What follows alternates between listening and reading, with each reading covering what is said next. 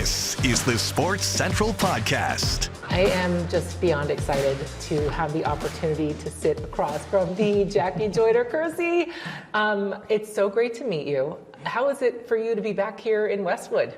You know, it's a lot of, bring back a lot of memories, and I realized that I need to come out more often. You know, I've seen a lot of friends and just a lot of excitement, and then also just to be a part of the graduation. Oh my goodness, people from all walks of life, from different countries, but more importantly, they're here on UCLA campus, and it's been a lot of fun. You gave the commencement speech. Yes. I mean, when you got that phone call, how excited were you to have that opportunity? You know, I was very honored, and I thought about it, and then I'm like, wow, the school I graduated from, and I poured my heart, soul into trying to help us, you know, win a national championship, but then to be asked to come back and give the commencement, I was so honored. Really, really, it is, you know, something I treasure for the rest of my life. Did you have conversations with any of the students?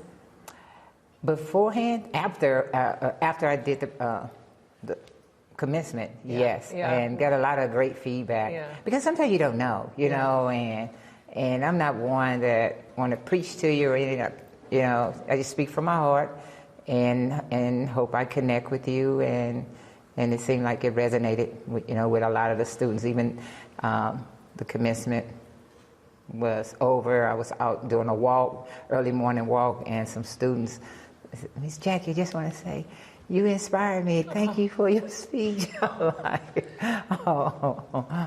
know you do a lot. You do a lot of public speaking, but yeah, to come back to UCLA and have the opportunity to do it here is pretty awesome. What were there any spots in Westwood that you were like, oh, I got to go back to that place?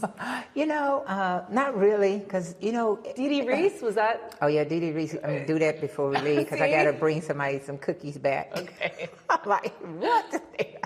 Every time I come out here, I have to bring the cookies back. What's your go-to? I like oatmeal and raisin, but I like the variety package. And then sometimes they have some that's left over. You know, you can take them back, but I try to get them fresh and, you know, but... Do they make it home on the plane? I'd eat them all. Yeah, they do make them home because, you know, I have to take them back for several people. So, but oatmeal and raisin is my favorite. That's your go-to. Yes. When you walk, I mean, we're doing this in the Hall of Fame. What was it like to walk around and kind of check this room out? You know, when I walk around the Hall of Fame, you know, because sometimes you come in, you just do an interview, but really the depth of everything that, both on the men and women's side of athletics, and so much history, and anyone that's, you know, on a recruiting trip, they have to come through here and to see how they have put everything together, and it just tells a story and why, you know, UCLA has been, you know, dominant for so many years, you know, and over decades.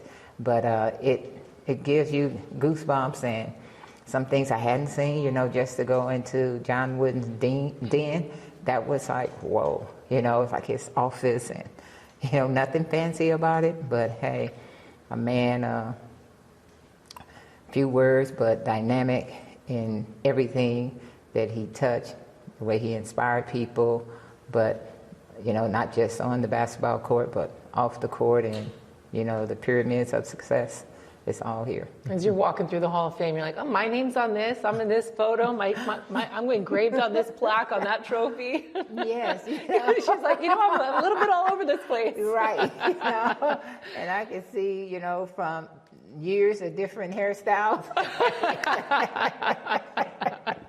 You know, so it's like, oh, okay, the archives, I see it. Hall of Fame, but no, yes. You came here to UCLA on a basketball scholarship. Yes. Yeah, but I mean, everyone knows you obviously from track and field. Was it difficult to juggle two sports? You know, the one great thing about UCLA, when they were recruiting me, that we talked about, because I didn't know if I was going to do both, because honestly, I thought, well, maybe I was too short, or, you know, but at that time, Coach Billy Moore, and she wanted me to give it a shot, and I ended up starting all 4 years, and what I love about the conversation we had was that it's basketball season. I would just focus on basketball. And then I would transition into track, knowing that back then, you had to have a qualifying mark in track to go to the nationals. So it's really trying to make sure that I had enough time, because usually basketball we're in, March Madness and April. Then all of a sudden we are into track season with less than a month to get ready for the nationals. But it worked out, and I loved it, and I'm glad I experienced it and did it. Oh, you did it. All right. You did it. Speaking of March Madness real quick, what was that like in your household this year, watching the UCLA women's team win the whole damn thing? You know what? It was like tears of joy, and to have come here and to have seen them play prior to getting into the Big Ten and the championship run, but to see them pull it all together, it was just a joy to see. And when you talk about chemistry, when you talk about teamwork, you see it all. Student athletes remaining coachable, with Coach Corey doing everything, her staff, and pulling them all together. And you just felt it, Did you bust out your UCLA gear for the games? Oh, yes, UCLA gear and the A clap, Yeah. I learned there's a new one now. I'm like, okay. But you are a world record holder, a six-time Olympic medalist. When you look back at everything you did in your career, what sort of felt like a turning point for you? I would say the turning point was really my freshman year here at UCLA. Yeah. Even though I was a multi-eventer, and I really loved the long jump. And I was having some real difficult time in jumping just 20 feet. And I was thinking, the coaches are not good, And I remember calling my high school coach, and I was saying, I think I want to transfer. And he was like, remember, you went there for education. And that was a turning point of realizing that everything's not going to go according to the plan. You got to figure it out, just because you're not doing what you think you should be doing, that doesn't mean that you give up and go somewhere else. So struggling through that, those struggles became, me triumphant in what I was trying to do, and realizing that I have the tools. The mindset was always there to be one of the best. But it was about executing when the time came for me to go out and perform at the highest level. And so I would say that just going through ups and downs, realizing that it's not about where I'm finishing, but could I see myself improving a tenth of a second, half of an inch, same mindset I had when I was a 9-year-old, and remembering that and being able to celebrate some of the small wins instead of just, if I don't get the big jump, but the little jump that I achieved, I had never achieved that before. So celebrate that moment and stop worrying about, wanting to jump at that time 21 feet consistently, or 22 feet, and then now 23 feet. You ain't really jumped 22, so how you gonna leap to 23? So was it more mental than physical, do you think, in that time? I think it was a lot of it mental, and really getting out of my own way, and remaining coachable, and allowing the coaches to do their job, and stop overthinking it, because you can overthink a situation and you never look in the mirror and realize it's you instead of the coaches. But we don't never blame ourselves. But once I realized that it's me, allow them to coach, allow me to remain coachable and execute to the best of my ability. You were 9 years old when you started. How did that happen? I started running track when I was 9. But it was more about having fun. I really enjoyed what I was doing. Were you an energetic kid? It wasn't that I was energetic. I was one that was very curious, tried everything, and finally running was just something that I enjoyed, and the coaches always showed up. I showed up, and you're like, and I'm better than everybody else. But you know what, in all honesty? You weren't? No, because really? in my first competition, I finished last. What? Yes, I finished last, and that's how I came up with, if I can improve a tenth of a second if I'm running, or half of an inch if I'm jumping, that meant the work that we were doing is paying off. And that was my mindset. and I would go to different competitions and start seeing myself improving, getting different color ribbons, you know, and then I look up to the right, they on the podium, and I'm like getting hardware. I'm like, I got to get some hardware. So I got to figure this out. And so as the years progressed, I would see myself getting better and better, and it was always about challenging myself, making sure that, you know, I executed to the best of my ability. Wow. I can't believe you ran Yes. last in that first one. Yes, you know, I thought Most people would never go back out there, you know? Well, you know, I think because I didn't have it wasn't too many options, you know, but I think also it was more about, okay, if you really want to do this, there's a lot more girls that are faster than you, you know, because you might be the big cheese in the neighborhood, but then when you go up against everybody else, it's like, oh, yeah, but it was fun. Yeah. Four different Olympic Games, right? Atlanta, Barcelona, Seoul, Los Angeles, right? Yeah, that's right. Is it all a blur? So, you know, you're in the moment, right? You're competing, like when you are out there and you're wearing the stars and stripes, can you even appreciate the moment, and or are you just so locked in and focused?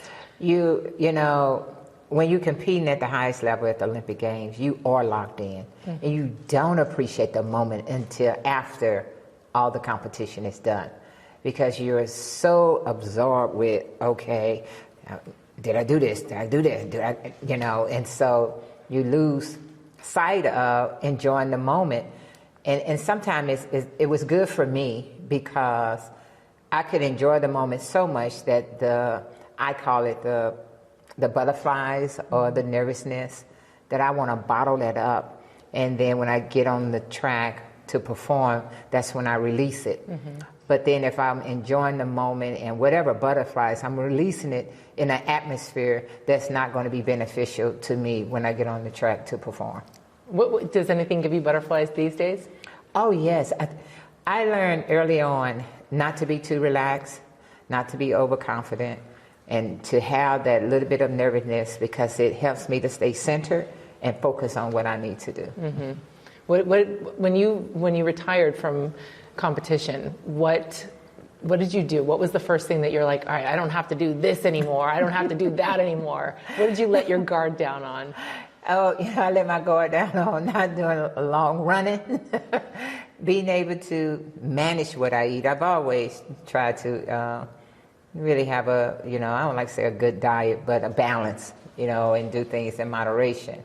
But I'm always going to wake up early, you know, but I find myself realizing that some of the work I did, it helped me both on and off the field, but I also realized that my energies was going to be more into the community and the work that I was doing. You started the Jackie Joyner-Kersee Foundation with an emphasis on providing education and Yes. athletics for children, right? Yes.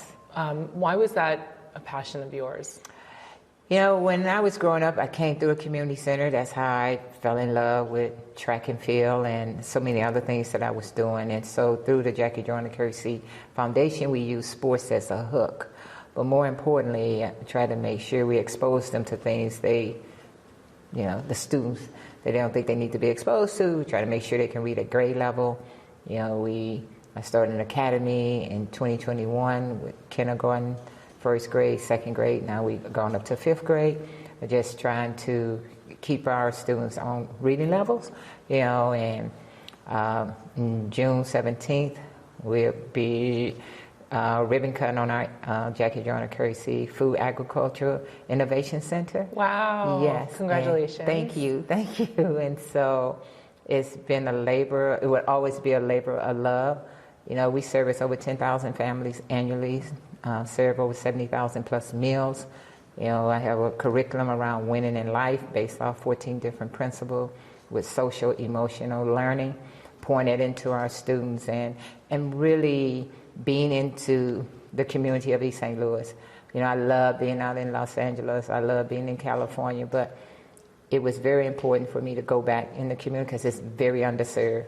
You know, when we talk about food insecurity, we live in a food desert, you know, so a lot of things that I love to bring back from LA to the community of East St. Louis, bring our students out here so they can see, I truly believe in allowing them to explore, to experience, but to believe the impossible is probable. And so through our work, we're able to do some, I won't say amazing, but it is amazing. No, thank you. Jackie, it's amazing what you've done for children in that regard, and for so many years now. Yes. And Yeah. So you bring kids here to Los Angeles? That's one of our goals, So there are criteria, because back in 1988, after I won double gold in Seoul, Korea. First woman to do that. Yeah. Oh, yeah, she's like, that's right, I was. So humble. No. We got to remind you of your greatness. I'm going to write affirmations for you. Make sure you do those every morning. I am incredible. So my husband and I, we chartered a plane, took my sponsorship dollars, and took 110 students and parents as chaperones to the Macy's Day Parade. I was on that float along with my late sister-in-law, Flo-Jo, Carl Lewis, and Janet Evans. But I wanted our students to be able to see, New York, and so fast forward, one of the students that was on there is now working as my COO, so she always talk about that story. So the student is like, when they gonna get to go on a trip? And so I told them, well, there's certain things you have to do, but eventually it would definitely be a trip to come out, because I try to do it as a cultural experience, but then also learning along the way, and just not fun trip, but in the end, then maybe we'll go to Disneyland or Disney World, whatever we have here. So the woman that's your current COO was a student. She was one of those students that went her first time ever flying. Yes. Jackie, what an imprint on someone's life.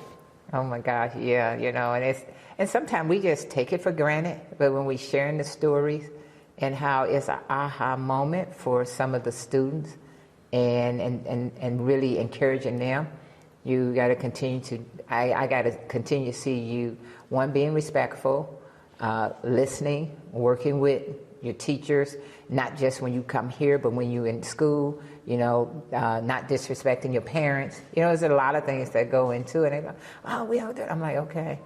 Someone is always watching when you don't even think they're watching. And that's a young age, too. Did they learn about your history? Oh, yes. The student is really amazing, because that's why initially when I said that, for them to know that Jackie Joyner-Kersee is a real person. Because in some of their classes, social studies, they might have had me in the book, and they were like, Miss Jackie, what are you doing here? You're in the book, like I'm not supposed to be. But in the minds of young people, because even with some of, when they learn, I could tell when the teachers have gone over something about something with me, they know my birthday, they come and tell me, I know, Miss Jackie, just ask me. But it's so much, it brings me so much joy, and really just brightens my day, even when I come into my center, and from our kindergartens to the student that's in our academy, they run up, grabbing my legs, tell me, we love you, we love you. You're like, these legs are fast, be careful now. Right. And they all want to race you. I don't care. They all want to race every day. Every day when I get back there on Monday, they're going to be asking me, when can we race? I told them, I said, when you win a gold medal, I'll race you. Okay, so you don't indulge that. No. Okay. But I try to teach them, because if you're not used to being on a former track, and understanding their lanes, they just run all over the place. but we're working on that. How much do you pay attention to the current track and field and the Olympics these days? What is that like for you? It's pretty interesting. But Bobby's still coaching, and I'm still mentoring some of the athletes, and but being in the stands, the anxiety is unbelievable. Really? Because you want them to do so well. And I know how it was when I came through, and I was like, I don't know how Bobby did this year after year, because he's not only coaching me, he coached several of us, but watching the Karen athletes to see, they're a great group of talent coming through. Can I ask who you enjoy watching the most compete? I'm always go with our athletes. So, Sydney McLaughlin, Ronnie is our athlete, but I love seeing how she has evolved, but then also, from the sprints, you got Gabby Thomas, you got Melissa Jefferson now, Sha'Carri, and it's just a really great. And then now, Messiah Russell running them hurdles, 12, 17, and just 10 seconds off the world record, And then, I'm always going the other events. But again, I love my event. Tyra Davis's Woodhall is truly, truly the best consistent long jumper out there. And the Hall, the heptathlete, and with her and Tia Brooks winning medals at the World Championship, silver and bronze, gold and bronze was pretty incredible. Jackie, what a pleasure. Thank you so much.